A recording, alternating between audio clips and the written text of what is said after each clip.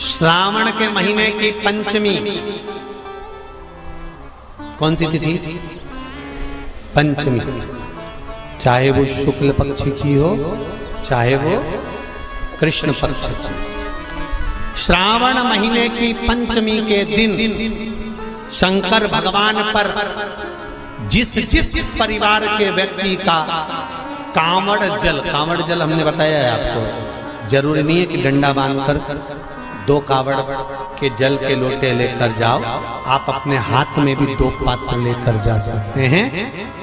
पंचमी तिथि के दिन हाथ में 2 लोटे जल के, 2 कलश जल के जब हम शंकर भगवान को चढ़ाते हैं तो ऊपर जो कमंडल होता है शिव जी के ऊपर जलधारी होती है, जिसमें जया, विषहरा, शामली बारी, दौतली और देव, शंकर भगवान की 5 बेटियां जिसमें विराजमान होती हैं। जब हम जल समर्पित करते हैं, हमारे पीढ़ी में, परिवार में अगर कोई अधोगति में मर गया होता है, कुंवारी अवस्था में चले गया होता है, गर्भ में मर गया होता है, गर्भ के बाहर निकलकर भी अगर कुंवारी अवस्था में चले गया होता है, तो श्रावण महीने की दोनों पंचमी पर परिवार का अगर कोई एक व्यक्ति भी जल चढ़ा देता है शंकर भगवान पर, तो सर्प की योनि में नहीं पड़ता, जीव मुक्त हो जाता, प्रेत योनि में सर्प की योनि से मुक्त हो जाता।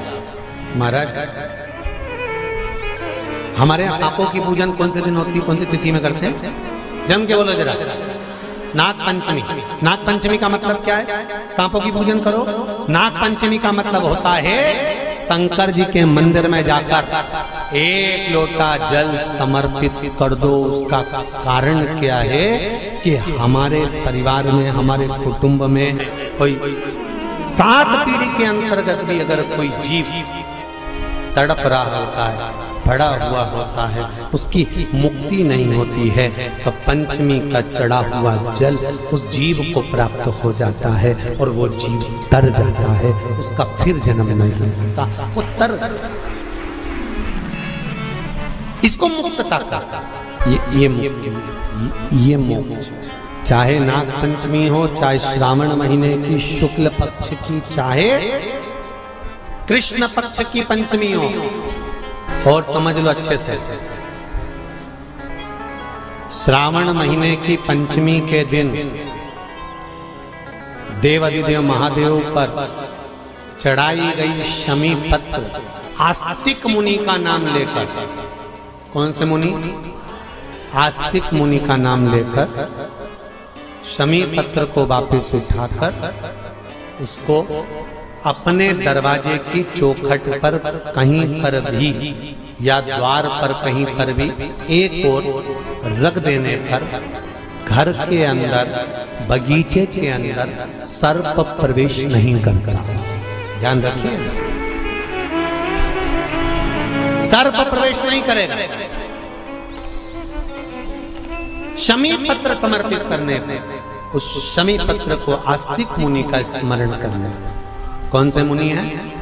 आस्तिक मुनि का स्मरण करने पर भीतर घर के अंदर बगीचे में सर्प भी प्रवेश नहीं। उस शमी पत्र में जया, विषहरा, शामली वारी, दौतली और देव, ये 5 कन्याओं का भाव प्रकट हो जाता है और वो कन्याएं हमारे घर के द्वार की रक्षा करती हैं।